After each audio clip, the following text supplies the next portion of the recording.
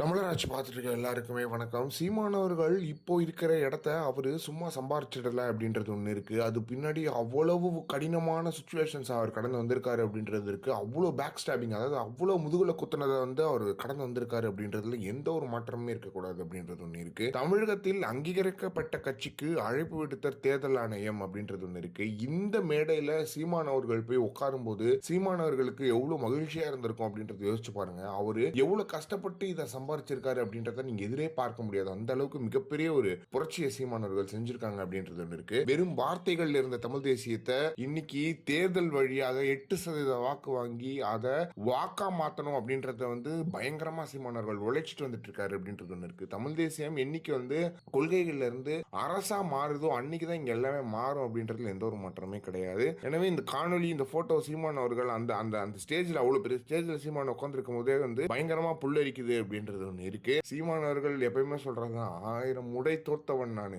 1000 முறை வென்றவன் இல்ல, ஒரே ஒரு முறை வென்றவன். அந்த ஒரு முறை வெற்றிய சீமானவர்களுக்கு எவ்வளவு மகிழ்ச்சியை தரும், நமக்கு எவ்வளவு மகிழ்ச்சியை தருது அப்படின்றது ஒன்று இருக்குல்ல. அவ்வளவு வேர்வைகள், அவ்வளவு அப்படியே 1.5 மணி நேரம் 2 மணி நேரம் நின்று பேசணும், அதே மாதிரி கத்தி கத்தி பேசணும், ஒரு இடத்துல ஒருத்தரையா சம்பாதிக்கணும், ஒரு தமிழ் தேசியவாதியை உருவாக்கணும் அப்படின்னு சொல்லிட்டு சீமானவர்கள் பண்ணதுக்கு இதுதான் சீமானவர்களுக்கு மக்களும் நாம் தமிழர் கட்சி தம்பிகளும் கொடுத்த வெற்றி அப்படின்றது ஒன்று இருக்கு.